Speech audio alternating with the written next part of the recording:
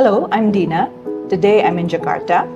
Let's talk about the recently held ASEAN Foreign Ministers Meeting, or the AMM, the 56th one, held in Jakarta 11th until the 14th of July 2023. In less than a month from now, there will be the ASEAN Summit, the 43rd one, also will be held in Jakarta. So this ASEAN Foreign Ministers Meeting is expected to prepare the path towards the ASEAN Summit. One of the important topics discussed in this AMM is the Myanmar. Yes, let's talk about Myanmar issue. I have a very special guest for you, a legal expert, a very top figure on human rights, and he has been a multilateral champion on issues pertaining to human rights. His most recent role has been to chair the independent fact-finding mission for Myanmar.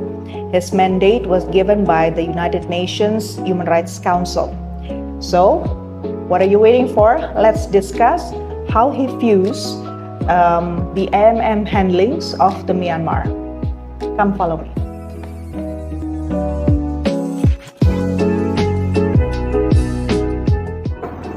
Hello. Today we are going to discuss about the ASEAN Foreign Ministers Meeting, the 56th ASEAN Foreign Ministers Meeting in Jakarta, starting on the 11th of July until the 14th of July. Many things are raised, but in this particular episode, let's talk about Myanmar.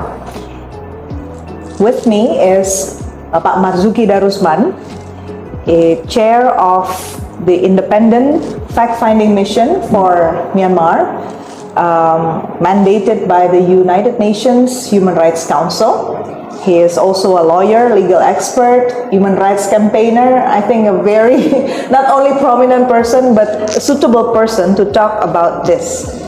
So, Pak Marzuki, what are your overall comment about what was raised during the IMM meeting in Jakarta on Myanmar?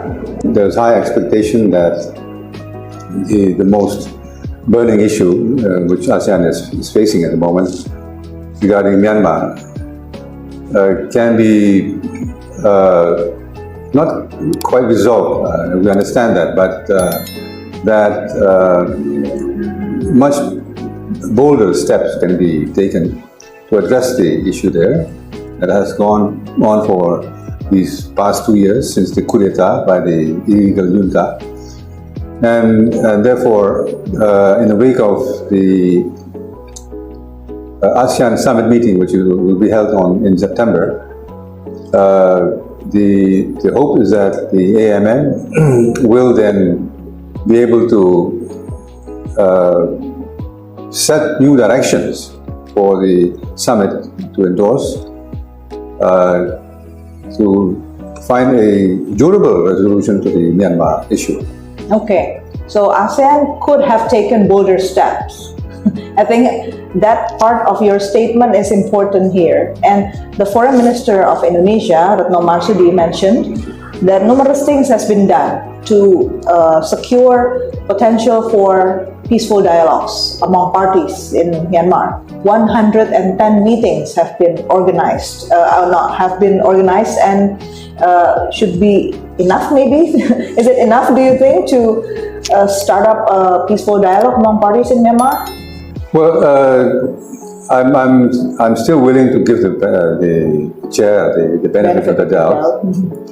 But then again, coming out saying that these are the meetings that have been held over the past 6 months since Indonesia assumed chairmanship, that it gives you a sense that if the aim is a durable solution, then of course it needs to be done in a very grounded manner. And rightly so, the immediate requirement is to bring all these parties together. And that would be then the first step towards a possible reconciliation between all the conflicting parties. Now, The bolder step, of course, needs to be undertaken because it needs a bit of a breakthrough. Because there seems to be a stalemate in Myanmar, and so Indonesia is in an ideal position to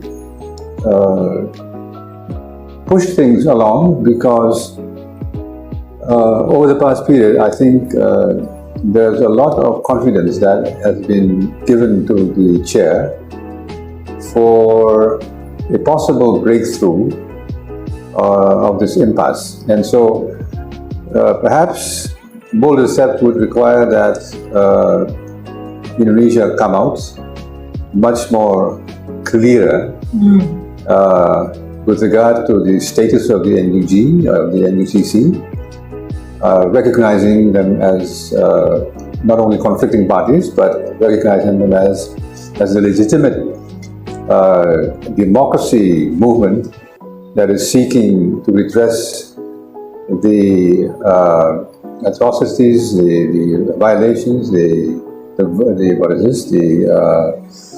actions taken by the junta, so that finally trust can be built for among all parties to start recognizing each other and meet to resolve their internal issues.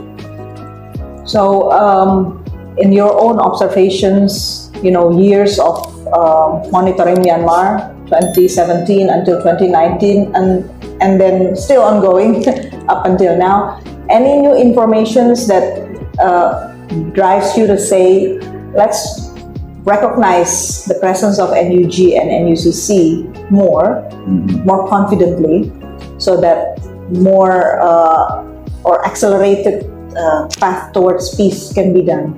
That's right. Now, these are bold steps that, in a way, unfortunately, will have to be done to exert pressure on the junta. Sanctions, fine. Limiting their presence in policy meetings of ASEAN is fine. But the ultimate pressure would be to recognize the existence of the conflicting parties as legitimate actors within Myanmar, and not just acknowledging their existence as a party to the conflict, because we need to have real entities coming to the meeting, representing the aspirations of the people of Myanmar.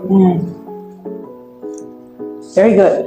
So I hope this AMM meeting could open the path for the summit in a with much clearer step, towards what you think is a better way of dealing with this Myanmar issue. I think it's doable.